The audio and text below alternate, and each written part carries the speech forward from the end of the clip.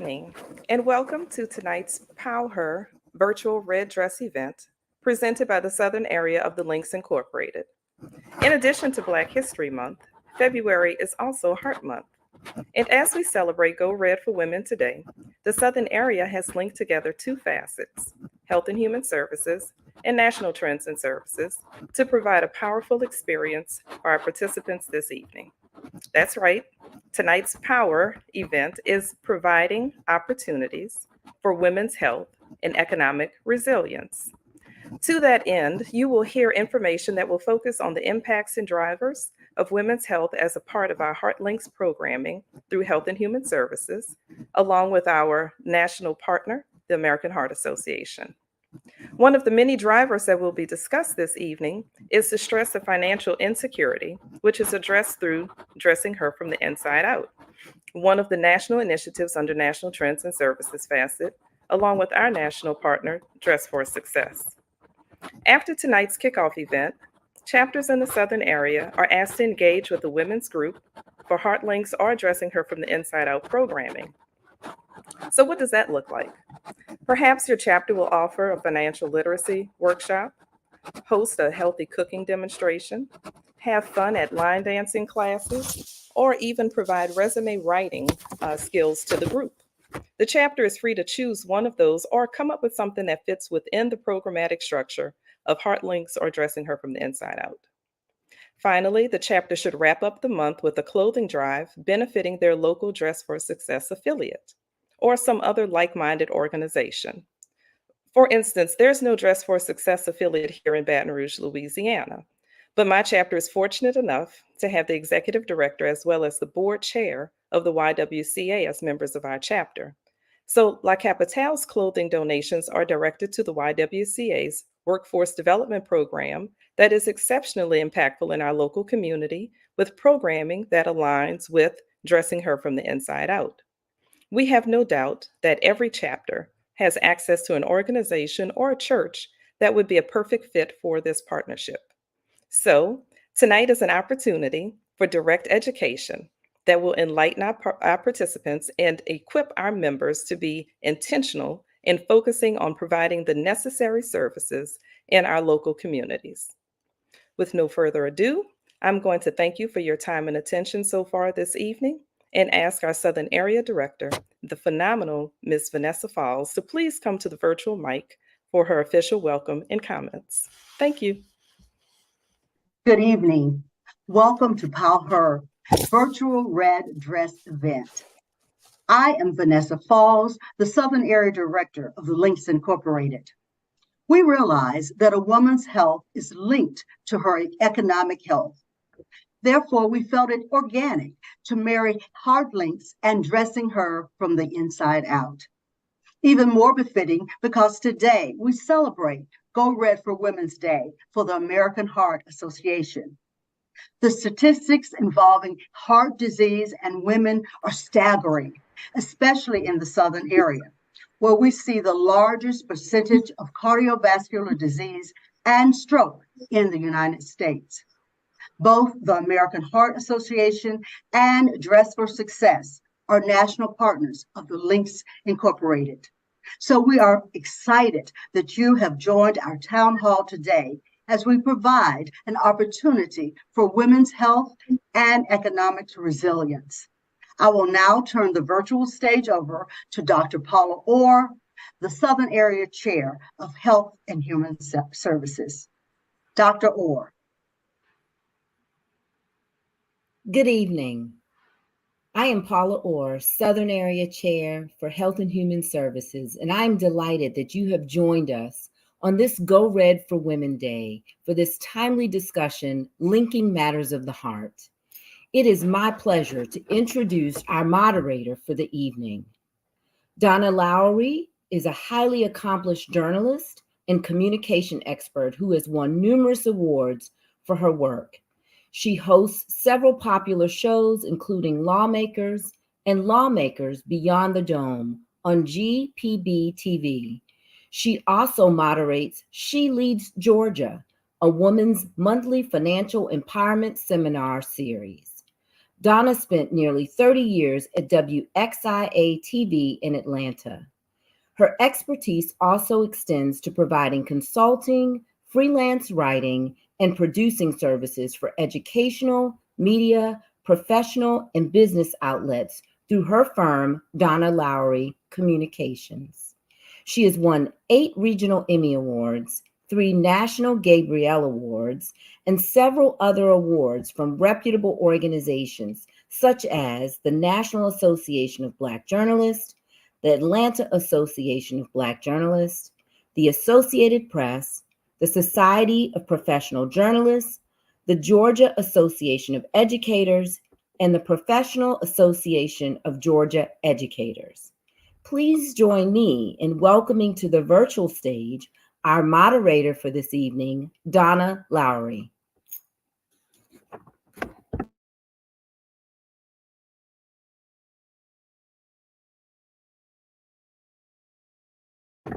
Donna, you're muted. That was a great start for me. I said some wonderful things. Thank you so much, Dr. Orr. Thank you so much for that introduction. Good evening. It is my pleasure to join fellow members of the Southern area of the Links Incorporated in this critical discussion on Wear Red Day as part of the PowHER programming, Red Dress for Heart Health and Dressing Her from the Inside Out. According to the American Heart Association, cardiovascular disease is a leading cause of death for women. However, you will learn tonight that it's preventable. And just attending this webinar is a step towards a healthier life for you and your loved ones. During this webinar, you will learn about the causes and the symptoms of heart disease. You can also ask questions, so you should take notes. I know I plan to. Let's start by meeting some of the incredible women with stories to tell and information to share. Let's begin with Keisha Boyd Haas. At the age of 31, Ms. Haas survived a heart attack, defying the misconception that heart disease only affects older people. She then became a national spokesperson for the American Heart Association's Go Red for Women campaign, sharing her story to raise awareness about heart disease and risks, signs, symptoms. Ms. Haas has been featured in national and local media, lobbied for better healthcare coverage, and advocated for fitness among women. She was named one of Charleston's most influential women and recognized by SCE TV as a South Carolina Woman of Influence. Ms. Haas is a pastor also, who is a pre-K teacher and an actor too. So welcome, Ms. Haas. Next, Dr. Pamela Brown Daniel. She is a successful dentist in Baton Rouge. In 2014, she experienced shortness of breath. After consulting with her mother's cardiologist, she underwent cardiac bypass surgery within 72 hours. Heart disease runs in her family on her maternal side, and she's committed to raising awareness and promoting prevention. Dr. Daniel and her mother support various community outreach events, including the annual Red Dress Luncheon and the AHA Heart Walk. In addition to the 2014 blockage, she was diagnosed with AFib last year and underwent a cardiac ablation procedure, which resolved the condition. And we're so glad you're here, Dr. Daniel. Welcome. Our final guest for this segment is Dr. Melissa Burrows. She is a non-invasive cardiologist at Wellstar Health System, focusing on heart failure and inherited cardiomyopathies. She serves on the board of directors of the Association of Black Cardiologists and the board of Duke University Cooperative Cardiovascular Society. Dr. Burrows is an active American Heart Association member advocating for environmental justice. She has conducted clinical research in the US, Puerto Rico, Peru, and Brazil, and has co-authored 23 scientific publications. Dr. Burrows is an associate editor at the American Heart Journal and is passionate about promoting healthcare innovation. Welcome, Dr. Burrows. All right, let's get started. And don't be like me and forget to turn on your mic when it's your turn to talk. I started it off bad, but you guys are going to do great. Let's kick this off, Dr. Burrows, with you. Can you give us some of the statistics related to heart disease in women? And what are the statistics involving women in the southern region of the country in particular related to the rest of the US? How are we different, the same? Well, thank you for that introduction. And you started us off correctly saying that cardiovascular disease is the #1 cause of death for women, and particularly African American women. When you compare disparities in cardiovascular disease, African American women actually stand out even more so than our male counterparts. A lot of the excess cardiovascular diseases from increased high blood pressure, other risk factors such as obesity and diabetes. And the South stands out particularly as a hot spot for cardiovascular disease. It is often referred to as the stroke belt, but it could also be the heart failure belt, the hypertension belt, the obesity belt, and the diabetes belt. Because when we look at the hot spots on our maps, and all of these risk factors are much more highly prevalent in the South. And so for us, particularly in the Southern area, it's very important that we emphasize cardiovascular prevention, because these are not predestined genetic diseases. I do specialize in some specialized forms of heart failure, but most of us who suffer from cardiovascular disease have preventable disease due to excess of diabetes and high blood pressure. That's fascinating, and I think it's something that we all needed to hear, because I think a lot of us think, well, you know, if it wasn't in my family, then I'm free. You know, that there's nothing going to happen to me. But that's not necessarily true. No, you're right. In fact, when most people show up in the hospital with a heart attack or a stroke, many of them did not have either family history or even identifiable risk factors beforehand. There are a lot of people who do come in with unknown, undiagnosed risk factors. And so it is very important to see your doctor, to take charge, because it can kind of surprise you. Okay. Well, Ms. Haas and Dr. Daniel, I want you to share your heart health journey. And I just want to say ahead of time that I just appreciate the fact that you are sharing it, and that I know it will help the rest of us. Just hearing it is inspiring in terms of helping us understand what we need to do. So, Ms. Haas, let's start with you. Tell us briefly what happened. Sure. So I do have genetic risk factors that I was unaware of because I'm actually adopted. And so I did not have access to my family history until after I became an adult. However, my maternal grandmother actually died from heart disease in her 40s, and my paternal grandmother was a blind amputee diabetic. So I have a family history, a strong family history of heart disease as well as diabetes. I'm also a diabetic. However, speaking to generational habits that we sometimes confuse with genetics, I was adopted by a family. My adopted mother actually was a heart attack survivor, and my adopted father was a stroke survivor. So while I had the genes, I also had exposure to unhealthy habits that were normalized in my family. I come from a big farm community where we raised hogs. So I often joke and say I eat everything from the rooter to the tutor on the hog. So my diet played a very big role in my journey with heart disease. But not knowing those genetic factors, there were things that my doctor noticed or that we noticed in my history that I was not really officially diagnosed as a diabetic until I became an adult. Even though I had like high blood sugars, I had high blood pressures, they always diagnosed me as borderline. And so my first bout with diabetes, I had kidney stones at the age of 18 when I went to college. And that would have been, you know, having known my family history, something that would have been, you know, probably taken a little bit more seriously had we had that information. But again, my doctor diagnosed me as borderline. And of course, I'm an 18-year-old college student. So when he says, you know, just monitor your diet and make sure you're exercising, that's not happening with a college kid, you know. So I didn't take it seriously until probably I started getting physicals as an adult. And my doctor mentioned, you know, your blood pressures are really high, but I also have anxiety when I go to the doctor. So at first we started, you know, thinking it was white coat syndrome. And then, you know, it became more frequent, like, well, let's start you on a low dose. And then, you know, with the low dose, I'm still getting the high numbers. And so it wasn't until I actually had my first doctor of color, who was Haitian, who said, you know, I want you to get an echo done.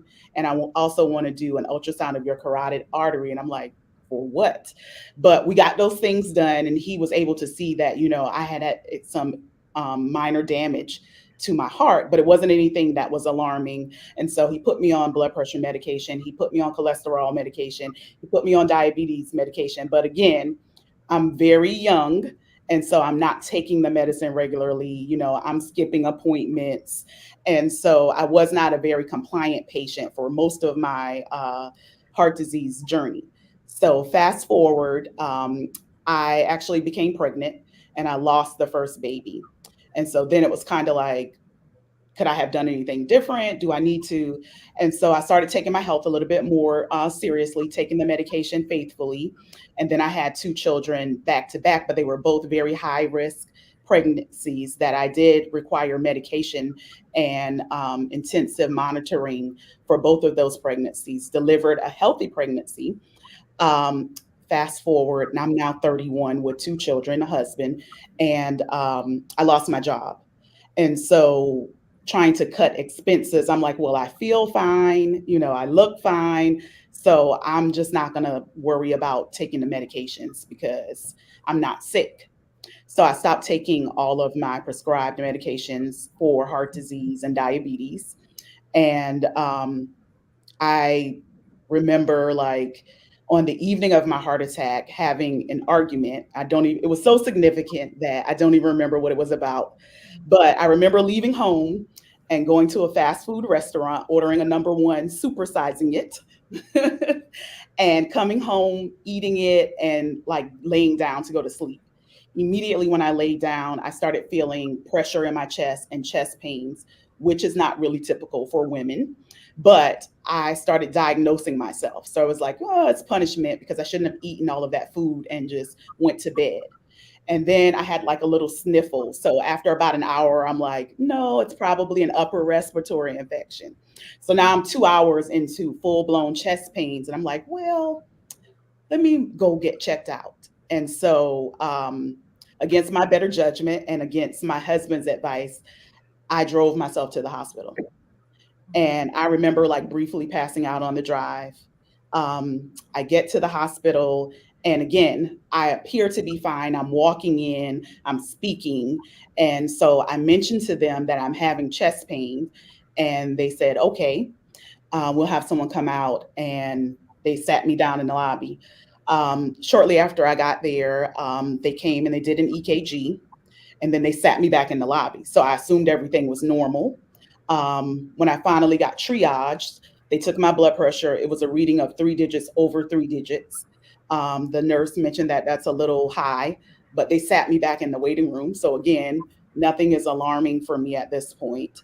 I went in. By the time I got into the back, which it was a Saturday evening when I went to the ER, so very busy. No one came like rushing in. There was no IV administered immediately. I was in the emergency room for several hours before they did the first round of blood work. And then it was around dawn when they came back in, rushing in, and they did another set of blood work. And then within a matter of minutes, they were coming in, putting electrodes on me, nitrogen paste, an IV, telling me that I needed to be transferred to another hospital for a stress test. And so I remember getting to the next hospital, and they were telling me that I was getting prepared to go into the cath lab, the catheterization lab. And I was like, no, I think you have the wrong person. I'm here for a stress test. And the nurse saying to me, we're going to bring in the doctor to speak to you. And the doctor came in and verified my identity. And he said, Ms. Hawes, there's no need for us to do a stress test. It's evident that you've had a heart attack. And me being partially an 80s baby, I was like, what you talking about, Willis? I was like, what are you talking about? I don't even have time to have a heart attack right now. And I remember him looking at me like, when I saw you were only 31, I was like, it's no way that this could be accurate. But upon meeting you, I can understand a little better now. And so they rushed me into the cath lab and found that I had a 95% blockage in one of my main coronary arteries. And I actually had a stent placement, which is a pretty typical and standard procedure. However, I had a complication where my stent punctured my artery. And so I was bleeding internally, and I had to have a stent in intensive care unit as well as a blood transfusion. However, after that, I ended up being transferred to a regular floor, spent a few days in the hospital, and recovered pretty well. I'm fortunate. So my cardiologist tells me that because my blockage was found so early, it did not have a chance to do extensive damage to my heart muscle. So my heart is pretty much functioning as close to normal as possible right now. Oh, wow. What a story. We're glad to hear it. We're glad to have you here to tell it too. Thank you. I'm glad to be here. Yeah. So we'll hear more from you in a moment. Dr. Daniel, tell us your story.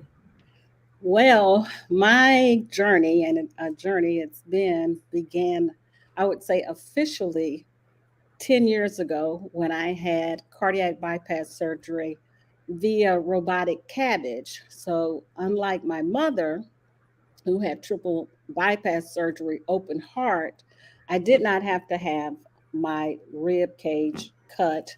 I do have small incisions under my armpit and around the side and underneath my breast. And my recovery time was much quicker and easier than my mother's. But I say officially because unofficially, when my mother underwent her triple bypass surgery 3 years early, that's when her cardiologist began to tell me, Pam, with such a strong family history of heart disease, you need to come in and let me take a look at you, do a stress test, run some tests, and, just start some prevention. And me being a busy mom and busy wife, and I got a busy dental practice, and I got to go to Links meeting, of course. I'll do it later because I just turned 50 years old and I wasn't having any symptoms. I did not have any type of medication. I did not have anything, diagnosed going on with me at that particular time. So I kept putting things off.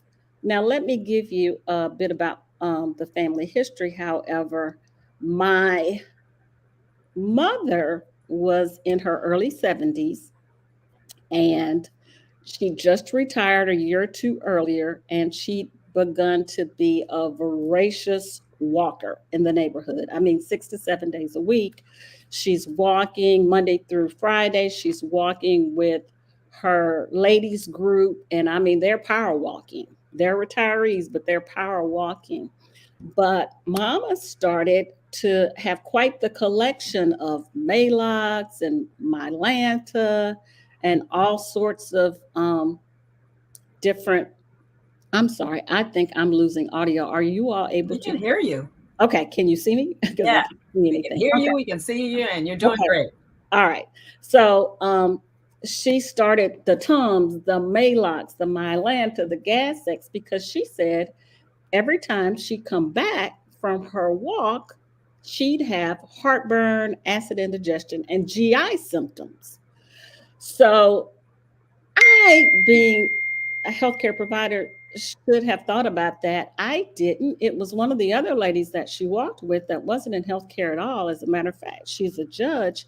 She said, I read somewhere that a lot of times in women, heart disease can present as a GI issue, not necessarily the classic chest pains or the pain they say in the left arm or in the jaw.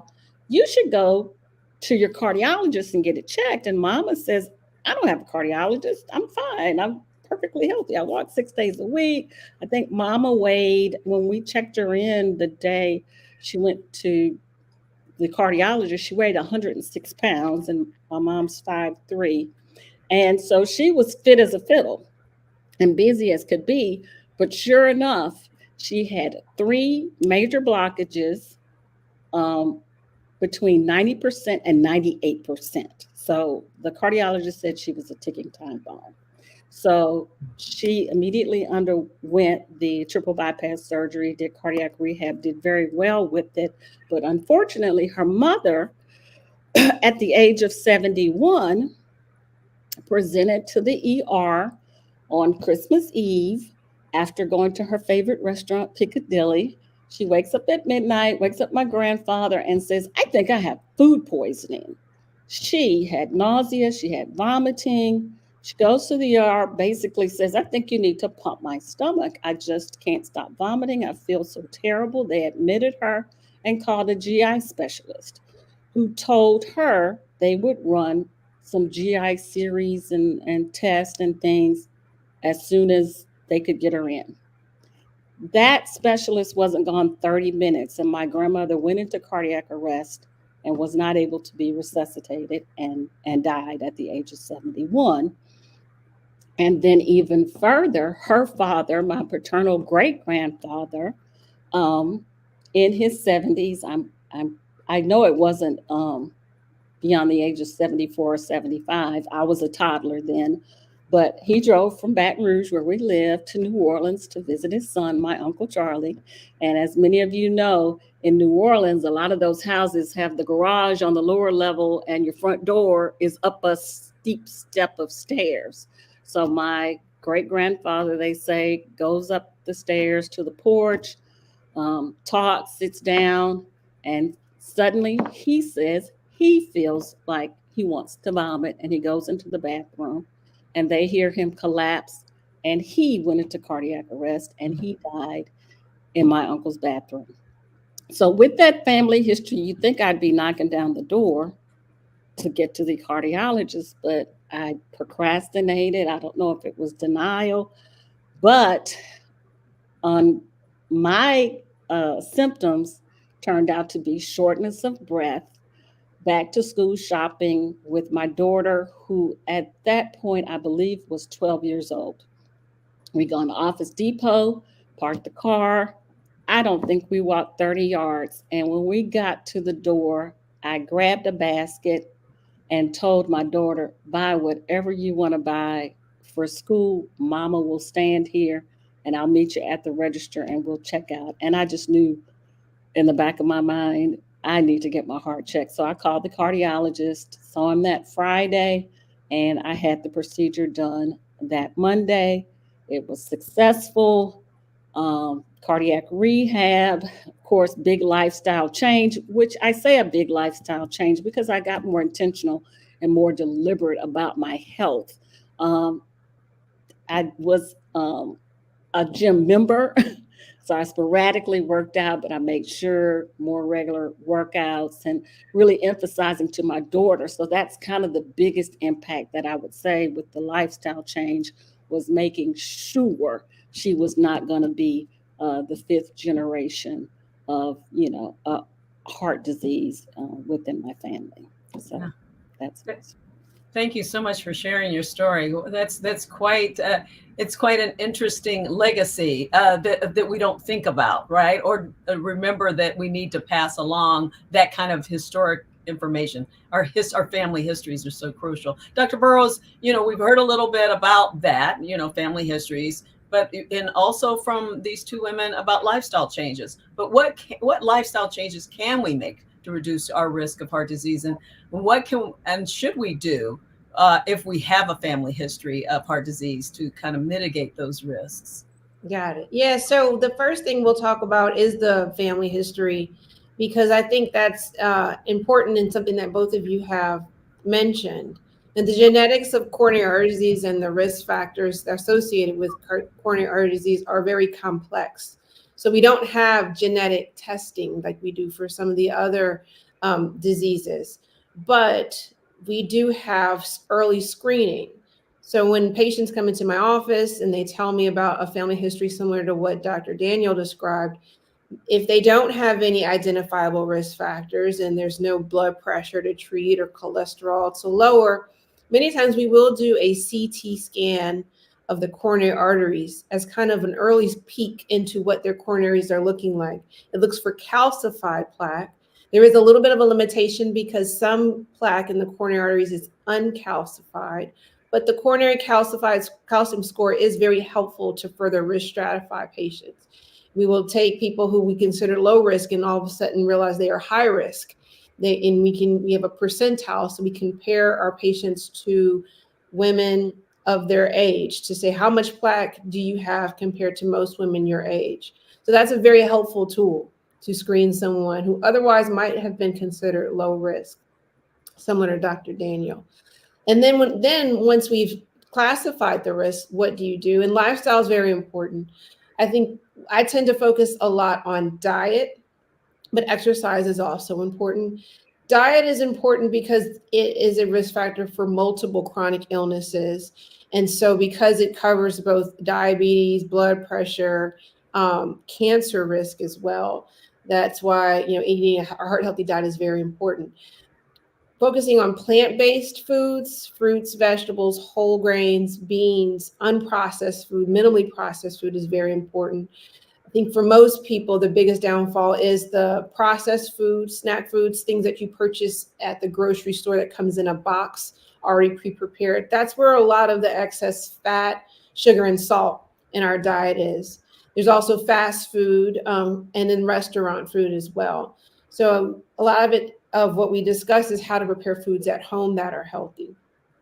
Exercise is important as well. And the American Heart Association recommends daily exercise. I know the vast majority of Americans do not exercise every day, but it actually is important. The consistency is what makes the difference rather than going on that long walk a few days a month, as most people do.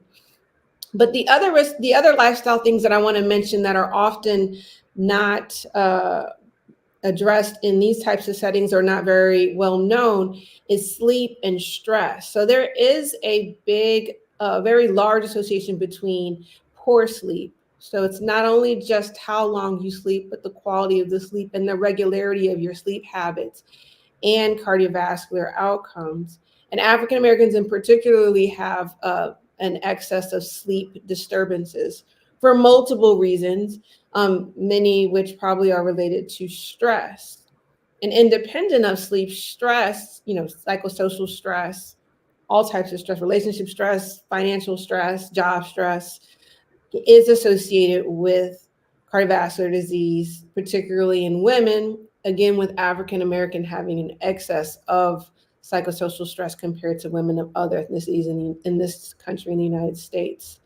And so focusing on all those aspects of lifestyle is important. But for many patients, the medicines, we do offer some medicines to further reduce their risk. And so we oftentimes use cholesterol medicines to treat coronary atherosclerosis. And for many of my patients, I say, you don't have a cholesterol problem, you have a plaque problem. And these are the medicines to treat your plaques.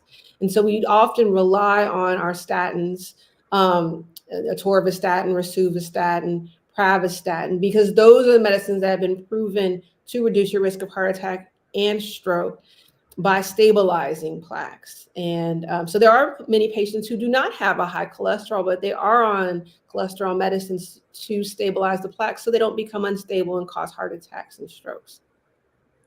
Very good information and something for all of us to think of. As you were talking, I thought of instances where I know of people who are fit into those categories, and especially when it comes to sleep. And I'm one of those people who has a hard time sleeping and having really good sleep. So thank you for talking about that. Ms. Haas, I want to get back to you. Something you talked about was that your heart disease was associated with your pregnancy, you discovered. And that's something most pregnant women, of course, don't think about. So what advice do you have for people? Can you share with young women who are perhaps not thinking about this as a complication, what they should know? I think pregnancy is traumatic. Like a healthy pregnancy is traumatic for the body. But thinking about just certain norms that we have accepted as truths for during pregnancy, such as that you can eat what you want, you're eating for two, um, and eating for two meaning the quantity of food that you're eating, which is not necessarily accurate all of the time. So just being really still focused about maintaining that healthy diet. Also thinking, that you have to be careful about exercising while you're pregnant, which certainly there are some cautions that you should take, but exercise is still should be a large part of your routine, even when you're pregnant. And also being very honest with your doctor about how you're feeling and what symptoms, like if you've had any talk with your physician about being borderline for any of those things like diabetes and blood pressure before your pregnancy, you should mention that to your provider, because pregnancy exacerbates those conditions or can exacerbate those conditions. And I know some people or some women, a lot of us are leery about taking medications when we are pregnant. But as long as it's under the advice of your medical provider, a lot of the benefits from those medicines far outweigh the risk of not taking them. But also, I think for me, I had two, like I said, high risk pregnancies before my heart attack, but I actually had another baby after my heart attack. And not intentionally, but it was God's plan. And I'm so grateful that He's here. So I had to be even more vigilant about my health. And not only during my pregnancy, but immediately after my pregnancy. So while my blood pressure was very well maintained during my pregnancy, after my pregnancy, because of the blood volume that I still had in my body, my blood pressure actually spiked to stroke level ranges. And so that's the highest that my blood pressure has ever been immediately after delivering my baby. And so I think following up with your doctor and getting like a monitor at home to make sure you're monitoring that. And if anything is abnormal or if you're feeling anything, and it's very hard to distinguish those symptoms immediately after having a baby because you're exhausted.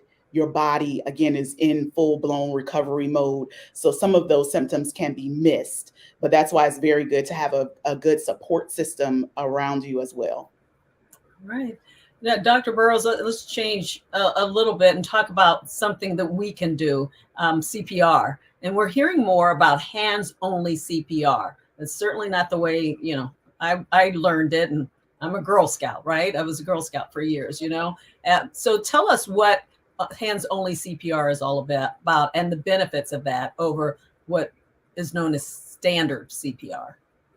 Now that's important. So when we talk about CPR, it is to save someone's life in the event of a cardiac arrest. Many of you have described out of hospital cardiac arrests that have occurred in your families. And so the goal is to save someone's life in that situation. And we know that African Americans are more likely to have cardiac arrest and more likely to have poor outcomes after cardiac arrest, and less likely to get bystander CPR. So that is part of the reason why hands-only CPR is so important, because we do need to decrease the barriers to people offering CPR. And it was found that and thought that many people were not performing CPR because of the rescue breaths, which is the kind of the mouth-to-mouth resuscitation, especially for a stranger during the 80s and 90s. There's lots of concerns about transmitting diseases. And so to kind of remove that barrier, they actually did the scientific research and studies to show that hands-only CPR was very effective at saving people's lives in the event of a cardiac arrest. And so that is what we teach the public these days, because we know those barriers exist, that people are not receiving out of hospital CPR, especially people in our community. So we want to make it easier for folks to do it. And all it means is that you give the chest compressions. They're given at about 100 beats per minute in the middle of the chest for an adult. And you don't have to remove clothing, you have to do anything that's invasive, just effective chest compressions at that rate can provide circulation of the blood, even without breathing, enough to perfuse the brain so that a person can have meaningful recovery after cardiac arrest. What most people don't know is that many times when people have had prolonged cardiac arrest, we are sometimes able to bring them back or resuscitate their bodies, but their neurologic recovery is what often limits their survival. So it doesn't really help if we've saved your body if your brain didn't get blood flow for 10 minutes, 20 minutes. And so that's what's often limiting the long-term survival after cardiac arrest. Thanks for explaining that, because I wondered what the difference was with that.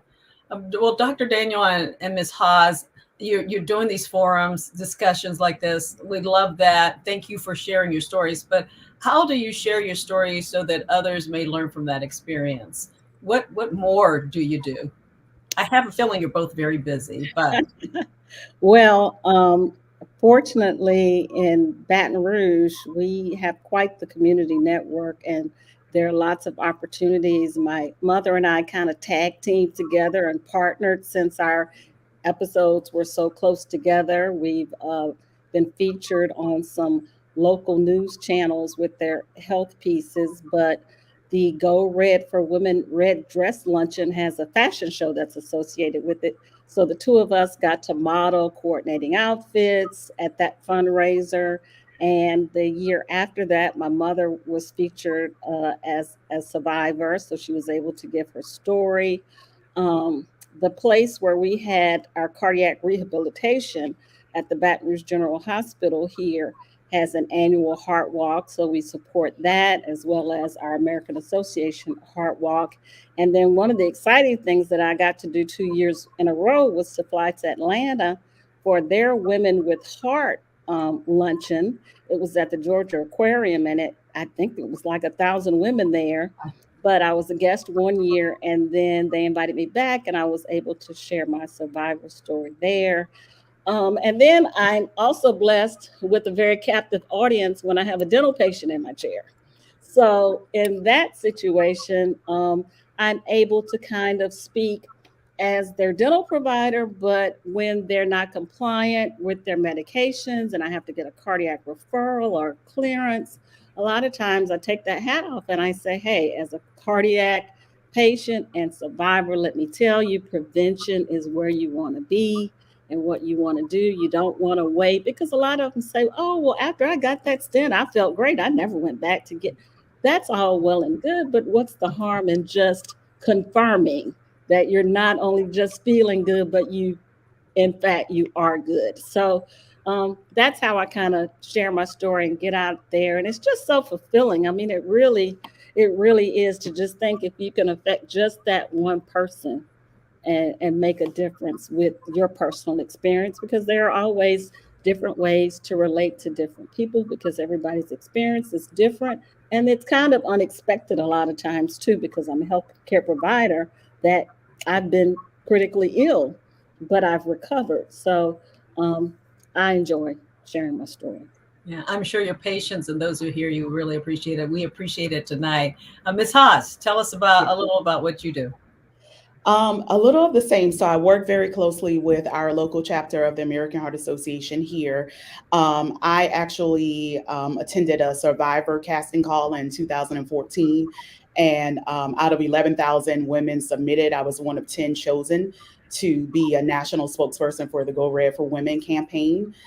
So I've been featured on billboards, newspapers, magazines, NBC Nightly News, TNT, and just a lot of local initiatives that we've done here.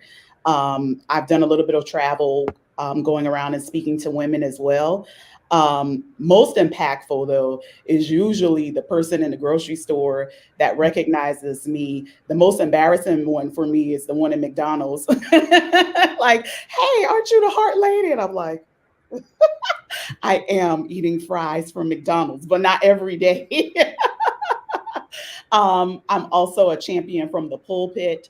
And I try to work a lot with moms, because I feel like we are so busy that we can ignore the signs of like exhaustion or try to self-diagnose ourselves. I often speak with my children are multi-sport athletes. So that's kind of one way. I knew that I gave them certain genetic markers, but I wanted to impact and influence their habits. And so they are all three very physically fit and keep me busy. So usually when we're at games, someone will, sit next to me and I'll just share my story. Ironically enough, a lot of times after I do like a presentation like this, I will actually have people call me like I'm a physician. And so I refer them to their own physicians.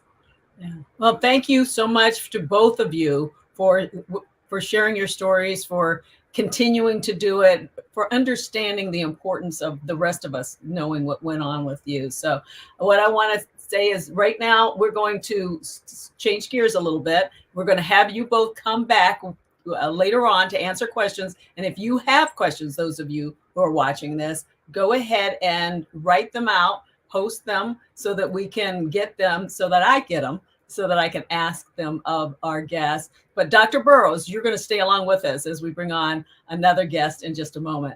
And as I said, the other ladies we'll see a little later. First, we have information to share from the American Heart Association.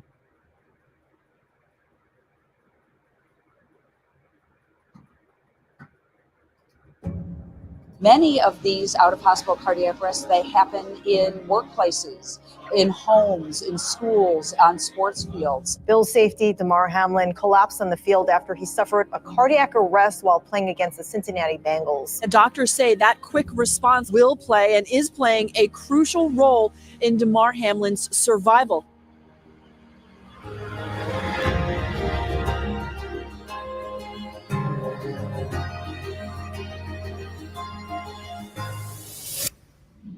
When the time comes, we must be ready.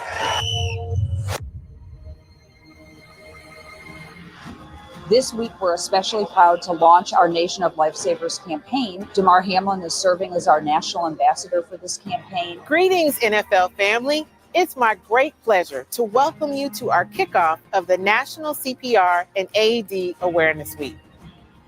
I'm excited to share it with you. Mark Shabrel, our Executive Vice President of Advocacy at the American Heart Association and a past paramedic, is here to tell us all about the Smart Heart Sports Coalition and our advocacy in support of public policy. Together, we are committed to advocating for life-saving policies to protect student athletes in all 50 states. For schools that have AEDs, their survival rate for the children from sudden cardiac arrest is 7 times higher. And the American Heart Association is so excited. CPR Week is now. It's June 1st through the 7th, and we are building a nation of lifesavers. If you want to help out with the American Heart Association, they really make a difference. Also with us this morning on the plaza, American Heart Association instructors and more than 50 volunteers and college students who are active in their communities and ready to respond. Es tan importante saber qué es lo que uno puede hacer. We aim for everybody to know and understand the valuable skill of CPR so that people can not be bystanders, but be lifesavers.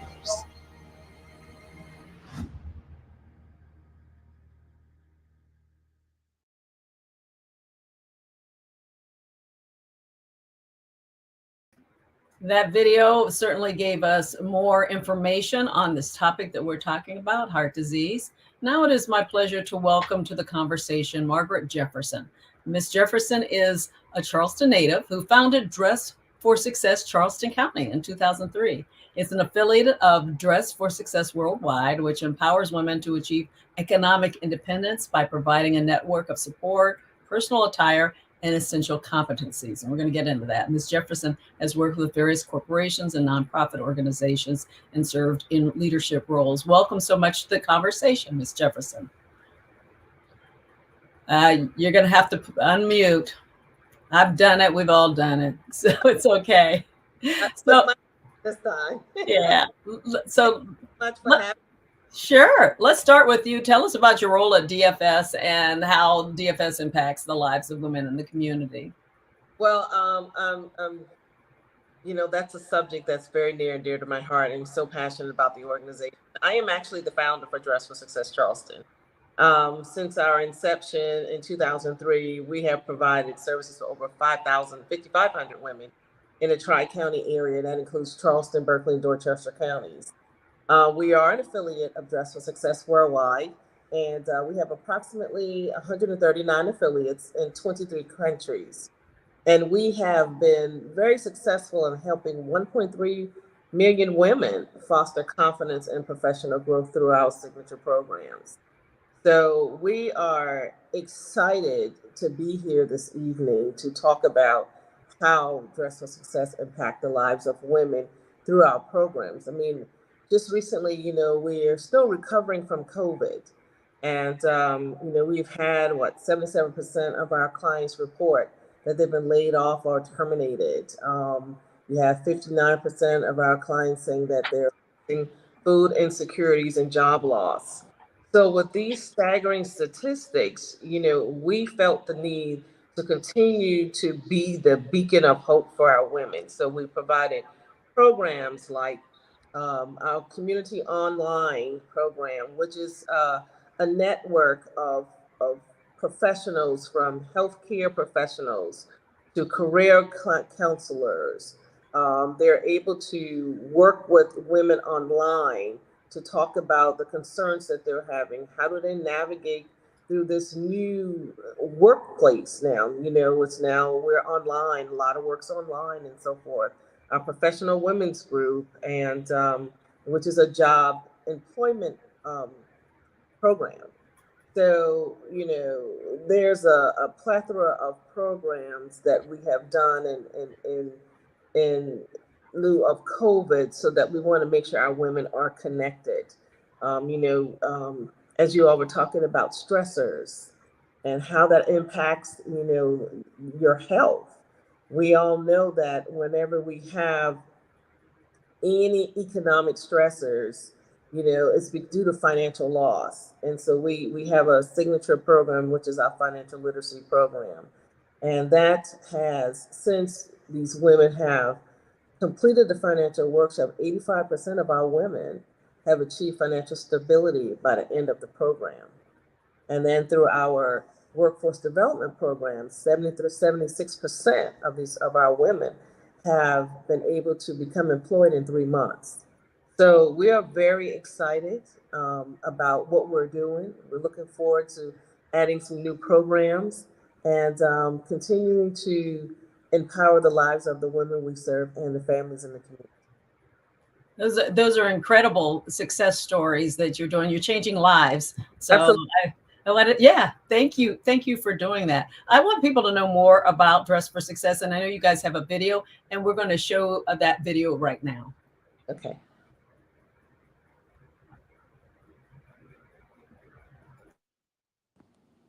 Behind every successful woman is a community of other women cheering her on. When you help one woman, you also help her family and an entire community.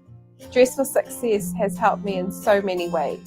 They have provided services and programs to further my education and professional advancement. Dress for Success offered me a safe and genuine connection to community when I needed it most. I am a mother and a survivor of grief and loss. I have risen from the ashes to conquer my fears and help others. To the women of Dress for Success, please know that I and countless other women are here to support you on your own journey to success.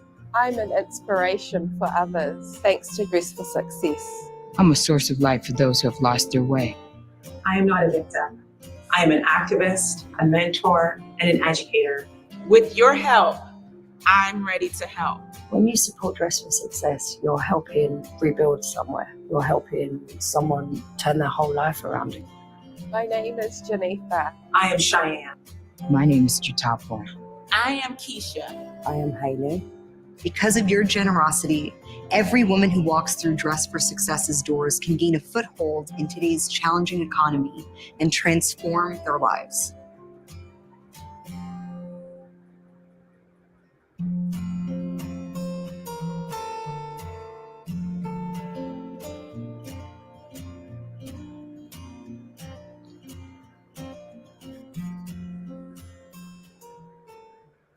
That certainly certainly as an example of how Dress for Success is changing lives. But we're talking today about PowHER, about how important it is inside out, dressing her from the inside out. So Dr. Burrows, I want to get into that a little bit and talk about the role the stressors of any kind can play in heart disease. Yeah, so as we've kind of alluded to, a lot of the problems that women face are interconnected. We've talked about reproductive issues, cardiovascular disease, and economic empowerment. And all of these things do influence each other. We know that financial strain increases your risk of having poor cardiovascular health. When I was on the faculty of the University of California, San Francisco, we did the analyses with the Women's Health Study with Dr. Michelle Albert, who's one of the past presidents of the American Heart Association. And we saw that women specifically did have poor cardiovascular health when they face financial strain. And this is very important because it has many other, downstream consequences. So we're not just talking about risk factors, we're also talking about access to care. We're talking about food insecurity. There's so many risk factors that kind of are influenced and worsened by financial strain, in addition to the psychosocial component that we know can increase your risk of heart disease. Yeah, Ms. Jefferson, I'm sure you understand this from the clients you serve, that they may look great on the outside, but they're suffering, they have health issues that prevent them from really going further. Right. And,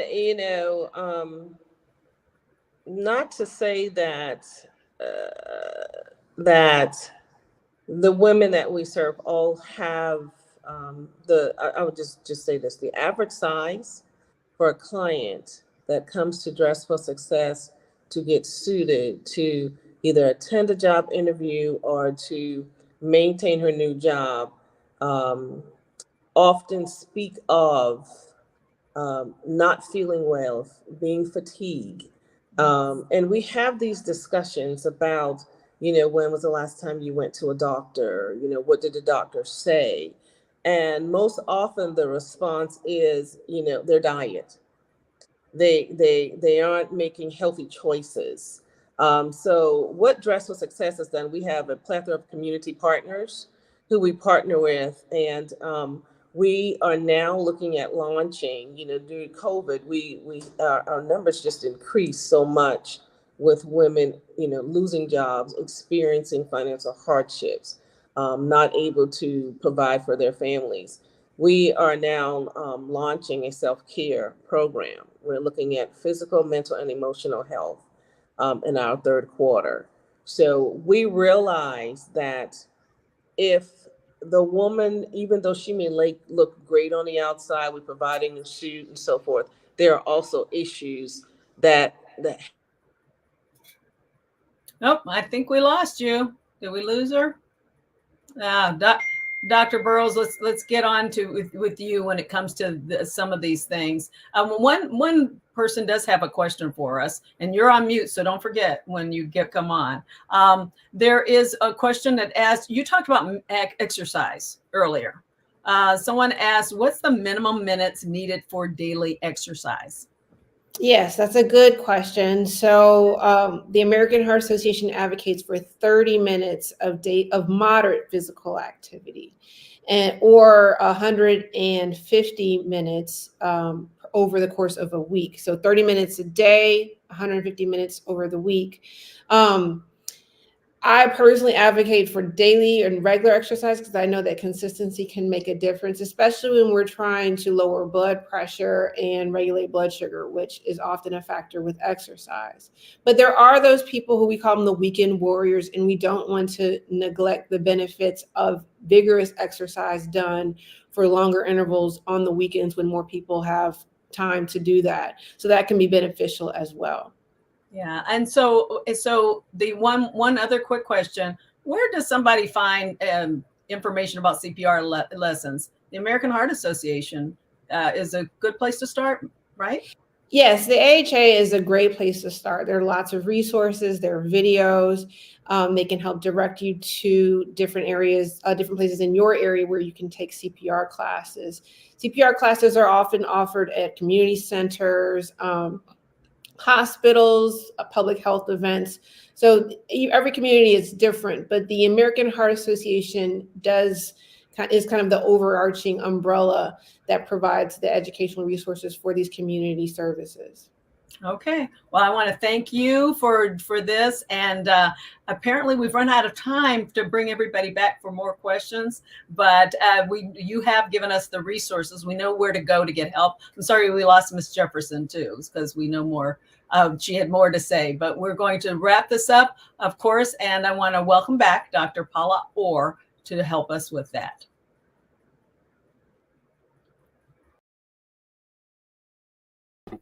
Had to take myself off mute as well. Well, this has been a robust, amazing conversation. And of course, it is fitting that today is Go Red for Women Day.